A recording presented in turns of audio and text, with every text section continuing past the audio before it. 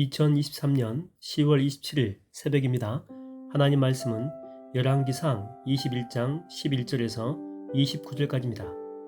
그의 성읍 사람 곧 그 성읍에 사는 장로와 귀족들이 이세벨의 지시 곧 그가 자기들에게 보낸 편지에 쓴 대로 하여 금식을 선포하고 나봇을 백성 가운데 높이 앉히매 때에 불량자 두 사람이 들어와 그의 앞에 앉고 백성 앞에서 나봇에게 대하여 증언을 하여 이르기를 나봇이 하나님과 왕을 저주하였다 하매 무리가 그를 성읍 밖으로 끌고 나가서 돌로 쳐 죽이고 이세벨에게 통보하기를 나봇이 돌에 맞아 죽었나이다 하니 이세벨이 나봇이 돌에 맞아 죽었다함을 듣고 이세벨이 아합에게 이르되 일어나 그 이스라엘 사람 나봇이 돈으로 바꾸어 주기를 싫어하던 나봇의 포도원을 차지하소서.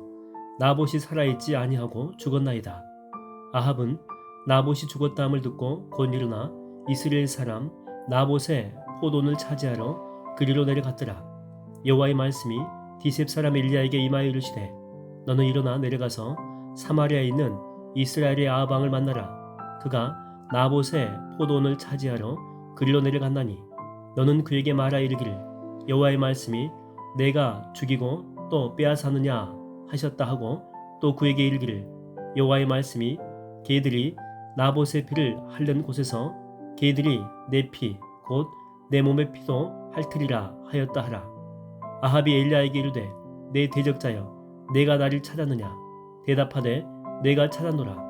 내가 내 자신을 팔아 여호와 보시기에 악을 행하였으므로 여호와의 말씀이 내가 재앙을 내게 내려 너를 쓸어버리되 내게 속한 남자는 이스라엘 가운데에 매인자나 노인자를 다 멸할 것이요 또 내 집이 느밧의 아들 여로보암의 집처럼 되게 하고 아이야의 아들 바하사의 집처럼 되게 하리니 이는 내가 나를 노하게 하고 이스라엘이 범죄하게 한 까닭이니라 하셨고 이세벨에게 대하여도 여호와께서 말씀하여 이르시되 개들이 이스라엘 성읍 곁에서 이세벨을 먹을지라.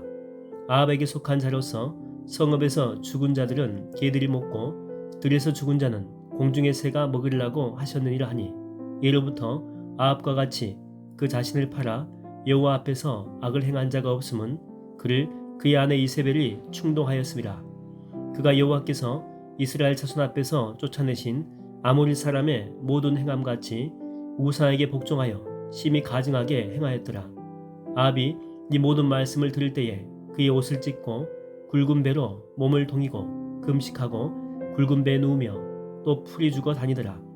여호와의 말씀이 디셉 사람 엘리야에게 임하여 이르시되 아합이 내 앞에서 겸비함을 내가 보느냐 그가 내 앞에서 겸비함으로 내가 재앙을 저희 시대에는 내리지 아니하고 그 아들의 시대에야 그의 집에 재앙을 내리리라 하셨더라.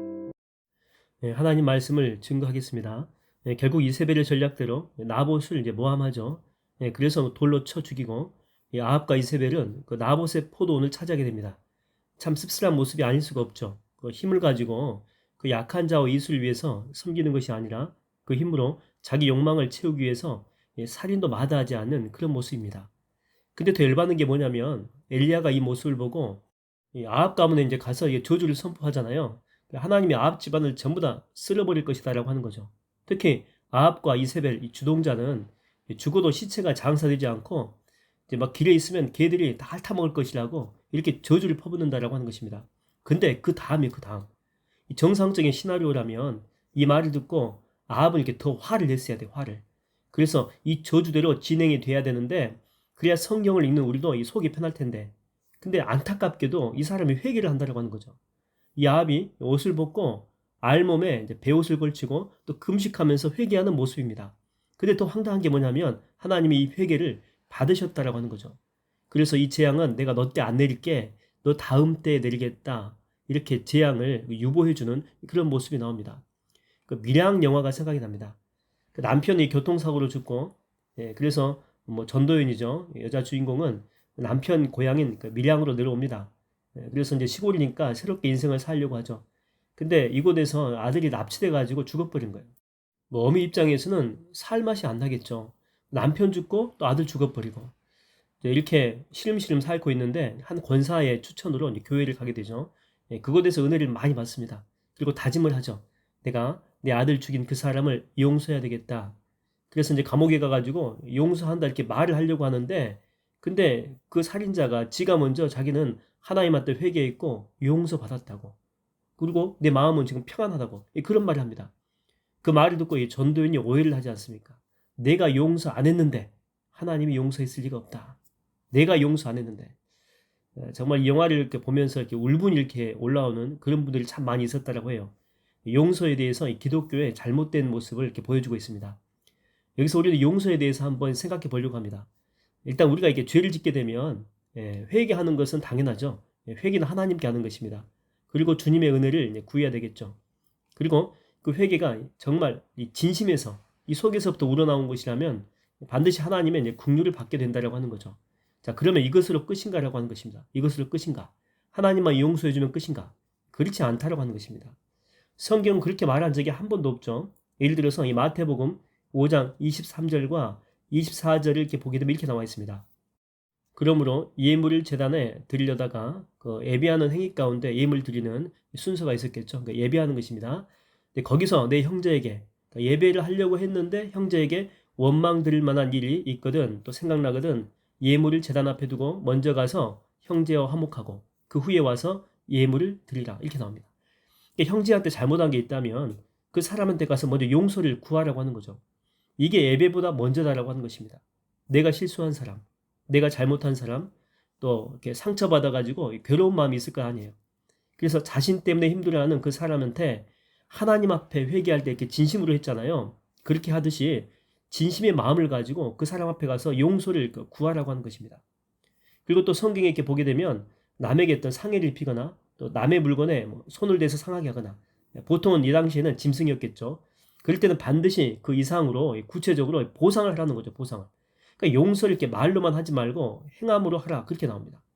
그래서 우리가 이렇게 죄를 지을 때는 두 차원의 접근이 필요하다라고 하는 것입니다. 하나님께는 아합처럼 진정한 회개 이게 필요하겠죠. 그리고 그걸로 끝나는 게 아니다라고 하는 것입니다. 자신한테 이렇게 상처받은 사람한테 찾아가가지고 구체적으로 용서를 이렇게 구하는 것입니다. 이 둘 다가 필요하다라고 하는 것이죠.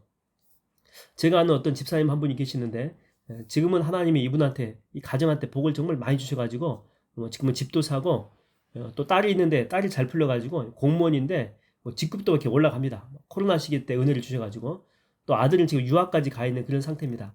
근데 이분이 예전에 뭐 사업을 했는지 뭘 했는지 이게 다 말아먹었다는 거죠. 근데 사업하다 망할 때 혼자 망하고 끝나는 것이 아니잖아요.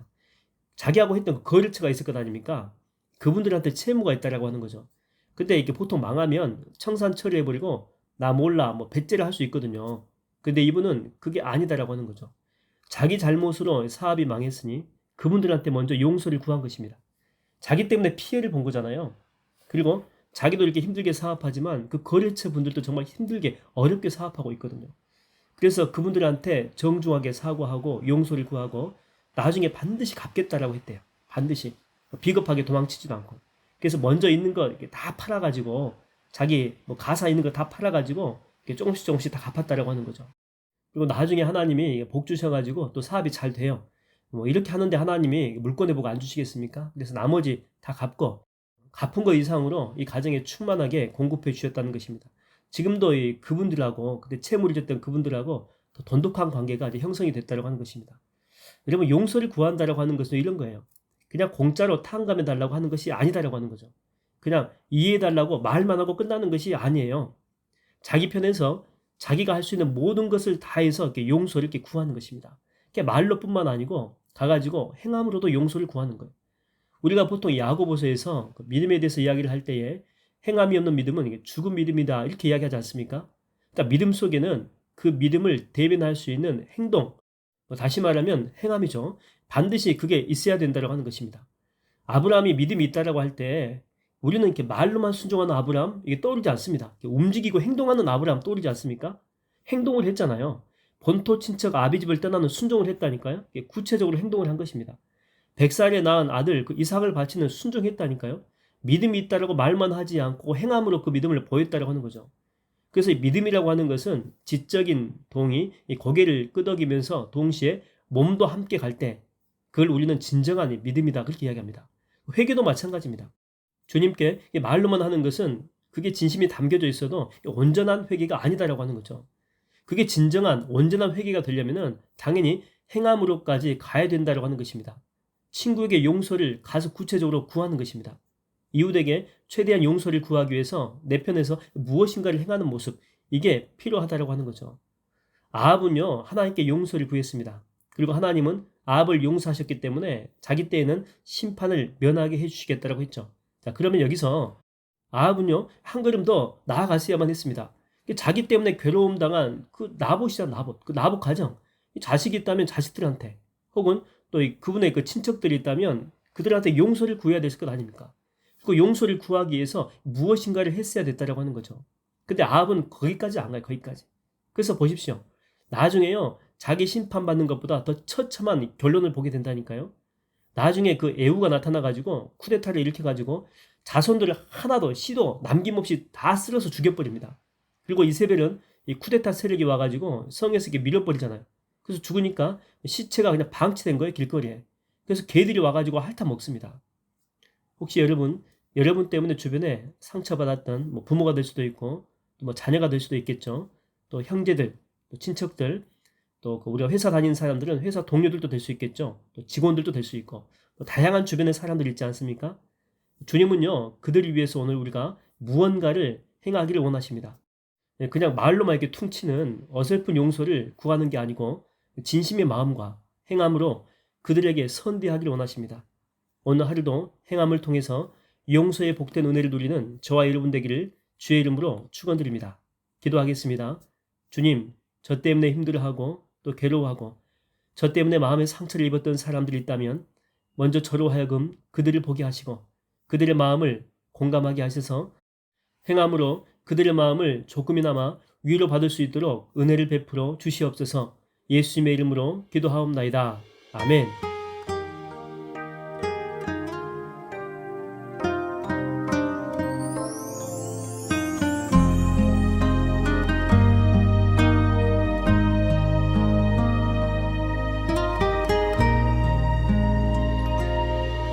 다 표현 못해도 나 표현하리라. 다 고백 못해도 나 고백하리라. 다 알 수 없어도 나 알아